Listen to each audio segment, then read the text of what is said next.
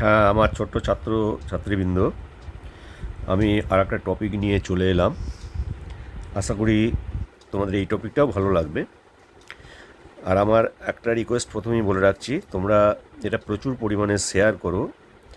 আর যদি চ্যানেলটা সাবস্ক্রাইব করতে পারো খুবই ভালো হয়। বা যারা এই গ্রামার বিষয়ে ইন্টারেস্টেড আছে তাদেরকে শেয়ার করে রিকোয়েস্ট করো, তারাও যেন এটা সাবস্ক্রাইব করে দেয়, তাহলে অনেকেই জানতে পারবে। এছাড়া আমার কোনো পাওয়ার নেই। তোমরা কিছুটা শিখলে আমার ভালো লাগবে, কারণ আমি তো কষ্ট করে এগুলো তৈরি করি। তা এই গরমের মধ্যেও আমি এই টপিকটা তৈরি করেছি তোমাদের, যাতে ভালো হয়, তোমরা যাতে কিছু শিখতে পারো। এখন তো কেউ ঘরের বাইরে বেরোচ্ছে না, স্কুল কলেজ বন্ধ সব। যাই হোক, আমি আর এটা দীর্ঘায়িত করব না। আমি আজকে যে বিষয় নিয়ে আলোচনা করব সেটা হচ্ছে, আমরা জানি কোনো বেস ভার্বের সঙ্গে যদি টু যুক্ত করা হয় সেটা ইনফিনিটিভ হয়, আর তার সঙ্গে যদি আইএনজি যোগ করা হয় তাহলে সেটা পার্টিসিপেলও হতে পারে, জিরান্ডও হতে পারে।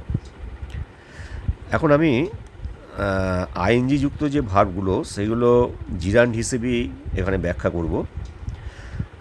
আর ইনফিনিটিভ তো জানো, যেটা বললাম। এখন কথা হচ্ছে, ইনফিনিটিভ আর জিরান্ড এদের দুজনে খুব মিতালি। এরা কিন্তু ইনফিনিটিভ যেখানে যেখানে বসে, জিরান্ডও কিন্তু আমরা জানি সেখানে বসতে পারে। অর্থাৎ আমি বলতে চাইছি, জিরান্ড যেমন নাউন এবং ভার্বের কাজ করে, নাউনের ফাংশনটাই বেশি করে, ইনফিনিটিভও তাই। আর যেখানে যেখানে নাউন বসতে পারে, এই ইনফিনিটিভ এবং জিরান্ড সেই সমস্ত পজিশনে, সেই সমস্ত ক্ষেত্রে বসতে পারে। কিন্তু আমি এই টপিকের মাধ্যমে দেখাবো যে সব জায়গায় কিন্তু ইনফিনিটিভ বা জিরান্ড বসে না। ইংরাজি মানে করা যাবে, কিন্তু সেটা ভালো ইংরাজি হবে না। তা আমি তোমাদিকে সেইগুলোই দেখাবার চেষ্টা করছি। যেমন ধরো, আমি এখানে সবুজ কালিতে যে আমি ওয়ার্ডগুলো দিয়েছি, এইগুলোর পর কিন্তু সাধারণত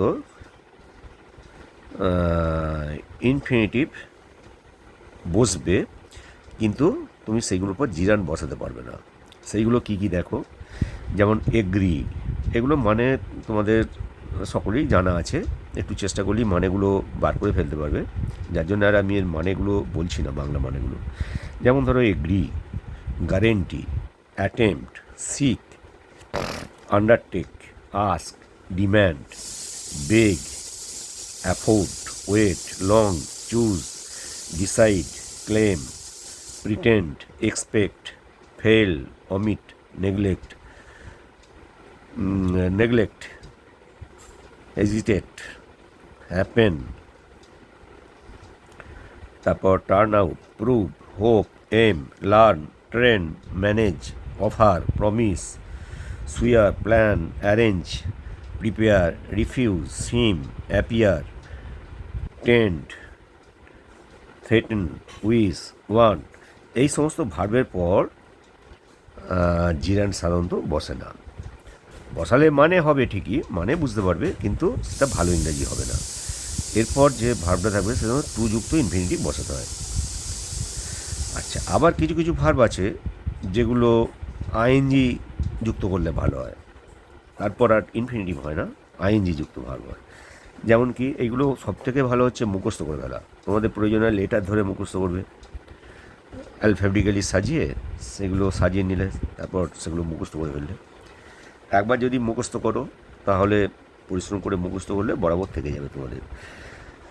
আচ্ছা, আবার দেখো, আইএনজি যুক্ত যে ভার্বগুলো, অর্থাৎ যাকে আমরা জিরান্ড হিসেবে এখানে ট্রিট করছি, সেইগুলো কোনগুলো দেখো, এই ভার্বের পর সাধারণত সেইগুলো বসে। যেমন admit, confessed, deny, appreciate, avoid, save, escape, resist, can not face, can not help, delay, perform, না postpone, put off, dislike, detest, can not stand, enjoy, fancy, finish, quit, give up, imagine, হ্যাঁ, consider, involve, justify, excuse, keep on, carry on, risk, mention, miss, practise, resent, mind, suggest, tolerate ইত্যাদি। এই সমস্ত ভার্বের পর infinitive সাধারণত হয় না। কী হয়? জিরান বসাতে হয়, জিরান। আবার দেখো, হ্যাঁ, আমি যেগুলো এতক্ষণ বোঝালাম, আমি কিছু কিছু উদাহরণ সহকারে আমি এখানে বোঝানোর চেষ্টা করেছি। যেমন ধরো, এদের যেগুলো আমি ওখানে তালিকায় দিয়েছি তাদের মধ্যে থেকে কিছু বেছে নিয়েছি, তোমাদের ইনফিনিটিভ ভিসে কীরকম ব্যবহার হচ্ছে দেখো। যেমন ধরো, he refuses to give me the book, he refuses to give me the book, I decide to come here, we are training to run a race, I shall manage to take a pen. এগুলো খুবই সোজা, আমার মনে হয় তোমরা বাংলা মানেগুলো করে ফেলতে পারবে। দেখানোর উদ্দেশ্য হচ্ছে এই ভার্বগুলোর পর টু যুক্ত ভার্ব হচ্ছে।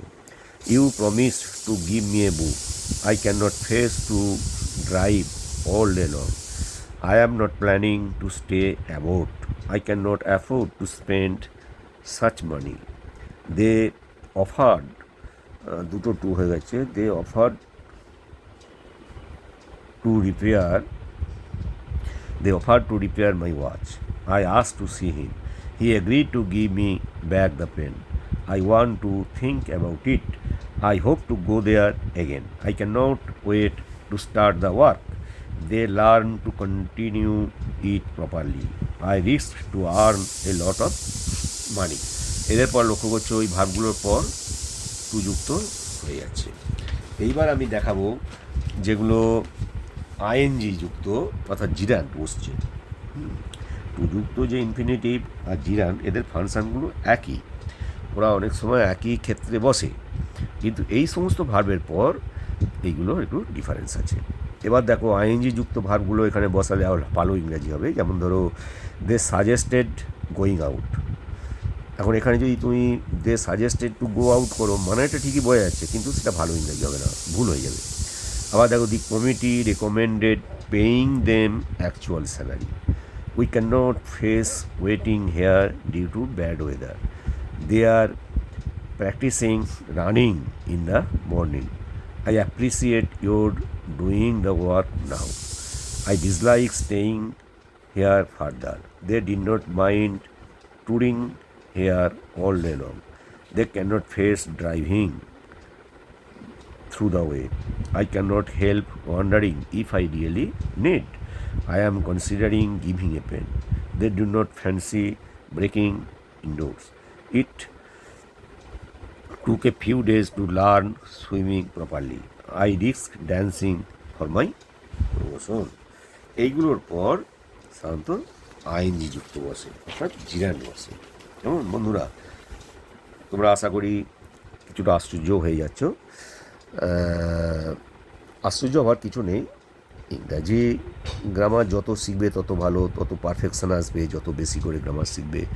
এমনি আমাদের যে চলতি ভাষায় কথা বলি, বাংলায় যেমন বলি ইংরাজিতেও সেরকম আছে, সেখানে অত হয়তো গ্রামারের তোয়াক্কা করে না। কিন্তু তুমি যদি নির্ভুলভাবে গ্রামার শিখতে চাও, নির্ভুলভাবে সেন্টেন্স লিখতে চাও, সমাজে তোমার লেখাটা যদি প্রতিষ্ঠা করতে চাও ঠিকঠাকভাবে লিখে, তাহলে তোমাকে তো গ্রামার কিছুটা শিখতেই হবে, আর তারই এটা একটা অঙ্গ। এইবার দেখো, কিছু আমি ভার্ব দিয়েছি যেগুলোর পর তোমার খেয়াল খুশি মতো ইনফিনিটিভও লাগাতে পারো, জিরান্ডও লাগাতে পারো। যেমন ধরো, স্টার্ট, কন্টিনিউ, ইন্টেন্ট, লাইক এবং হেট ইত্যাদি। এছাড়াও আরও আছে, যেমন বোদার, বিগিন, হ্যাঁ, প্রপোজ, লাভ, প্রেফার, এইগুলি। এর মধ্যে থেকে আমি কয়েকটা দেখাচ্ছি, দেখো। যেমন ধরো, স্টার্ট কথাটা দিয়ে দেখাচ্ছি, দে স্টার্টেড টু লিভ, এটাও হতে পারে। আবার they started living before the end of the football match, দুটোই হবে। আবার উই ইন্টেন্ড টু মেক দিয়ে করতে পারো, বা we intend making a complain. আবার I did not bother to do, কিংবা bother doing the washing up after dinner. I like to take হতে পারে, বা আই লাইক টেকিং ফটোজ হতে পারে। দে হ্যাভ টু ওয়াচ হতে পারে, কিংবা they love watching the scene. We prefer to travel হতে পারে, কিংবা we prefer travelling by train. I hate to talk হতে পারে, কিংবা I hate talking with him. I propose to give হতে পারে, কিংবা I propose giving him a prize. বুঝতে পারছো বন্ধুরা, খুব মজার জিনিস। এইগুলো তুমি ইচ্ছা মতো দুটোই লাগাতে পারো এবং একই অর্থ বহন করবে। আচ্ছা, এইখানে আমি একটা নোট দিয়েছি, দেখো বলছি সাধারণত আইনযুক্ত ভার্বের পর জিরান্ড দেওয়া হয় না, এবং লাইক ভার্বের পর যখন টু যুক্ত ভার্ব বসে অর্থাৎ ইনফিনিটিভ, তখন তার অর্থ হয় গুড আইডিয়া। যেমন I like to check my work carefully before I hand it in. আবার আইনযুক্ত ভার্ব ইউজ করা হলে তখন তার মানে হয়ে যাবে এনজয় করা। যেমন I like skiing, I like skiing, একটু মানে তফাৎ হয়ে যাচ্ছে। তা এইগুলো মোটামুটি আজকে আলোচ্য বিষয় ছিল। এইগুলো তোমরা 2-3বার করে পড়ো, তাহলে দেখবে তোমাদের একটা মোটামুটি আইডিয়া চলে আসবে, এবং যতটা পারো এগুলো মেনটেন করার চেষ্টা করবে, তাহলে দেখবে তোমাদের নির্ভুল ব্যাকরণ শেখা হবে এবং তোমরা ঠিকভাবে কোনো সেন্টেন্স লিখতে পারবে। যাই হোক বন্ধুরা, আমার এইটুকুই আজকে ছিল। আশা করি ভালো লেগেছে। তোমরা এটা দেখো। আর তোমরা, আমি বারবার বলা সত্ত্বেও আমার খুব খারাপ লাগছে, তোমরা কোনো কমেন্ট করছো না। ওখানে তো কমেন্ট বক্স আছে, কমেন্ট বক্সে যথাযথ জায়গায় তোমরা কমেন্ট করো। তোমাদের ভালো লাগছে কি বুঝতে পারছো না, বা আরও কিছু চাইছো কি না, আমি তো কিছুই বুঝতে পারছি না। সুতরাং তোমাদের যাই লাগুক না কেন, যেমনই তোমাদের লাগুক না কেন, তোমরা কী চাইছো সেটা কমেন্টের মাধ্যমে আমাকে বোঝালে খুব ভালো হয়। আমি আরও একবার অনুরোধ করছি, তোমরা কমেন্ট করতে ভুলবে না। আর লাইক, সাবস্ক্রাইব, কমেন্ট এবং শেয়ার, এইগুলো মাস্ট আমি চাই। ঠিক আছে বন্ধুরা, ভালো থেকো, আর এই গরমে সাবধানে থেকো। Thank you.